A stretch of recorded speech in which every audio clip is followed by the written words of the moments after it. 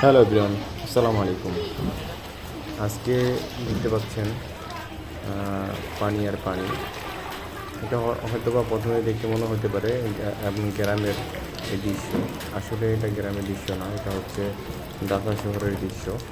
দেখতে পাচ্ছেন মানে এত পরিমাণ রাতে দিনে বৃষ্টি হয়েছে, যার কারণে ট্রেন ব্যবস্থা ভালো থাকার না কারণে ঢাকা শহরের রাস্তাঘাট দেখেন ডুবে গেছে। খুবই খারাপ পরিস্থিতি। আমি এখন বের হয়েছি। আমি আজকে আমার ইন কোর্স পরীক্ষা ছিল, যে পরীক্ষাটা দিতে পারিনি, যার কারণে এরপরে দেখেন যা অবস্থা হয়েছে, খুবই খারাপ অবস্থা। দেখেন দোকানপাট, রাস্তাঘাট, যেখানে যা যা কিছু আছে, যে বিল্ডিং, কিছু কিছু বিল্ডিং আছে, বিল্ডিংয়ের ভিতরে একতলার মধ্যে পানি ঢুকে গেছে। এরপরে রাস্তা তো অবস্থা খুবই খারাপ। আমি এখন হাইটা শনি একটার দিকে আসতেছি। পাটায় পাটায় রোডের দৃশ্য, যে অবস্থা, ঢাকা শহরে নৌকা দরকার হয় পানি আর পানি, ময়লা পানি, খুবই খারাপ পরিস্থিতি। কি যে অবস্থা, আল্লাহ রে, কী বলবো, স্রোত বলার কোনো ভাষা নেই। দেখেন সাইকেল, রিক্সা, সব কিছুই মানে পানি ডুবে গেছে। আর খুবই বড় অবস্থা। রাতভর বৃষ্টি হয়েছে, প্লাস সকাল থেকে বৃষ্টি, আর মানে বন্যা, খুবই খারাপ অবস্থা। এখন একটু বৃষ্টি কমছে, যার কারণে আমি একটু বাইরে বের হয়েছি। এখন যাচ্ছে হলে আমার ডিউটি আছে, ডিউটির জন্য বাসা থেকে এখন বের হয়েছি।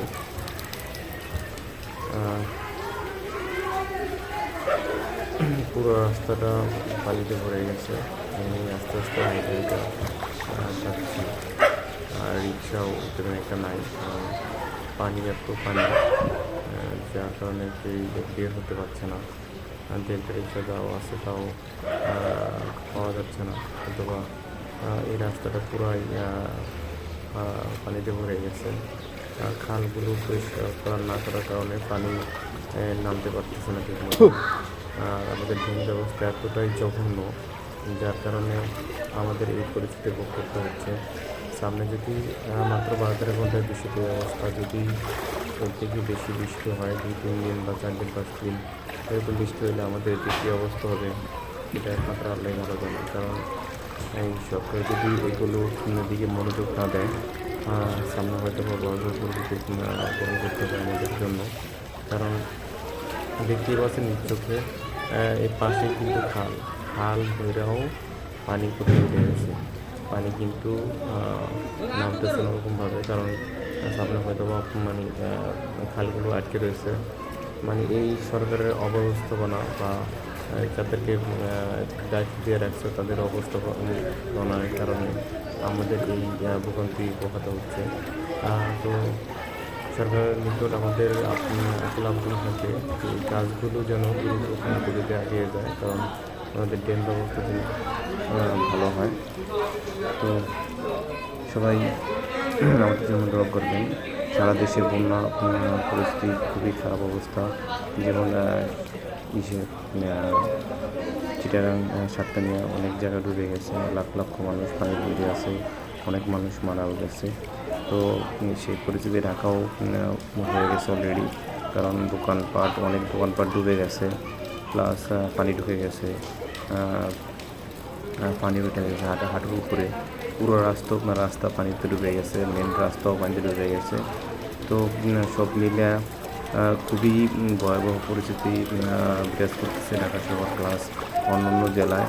এত পরিমাণ বন্যা প্লাস বৃষ্টি,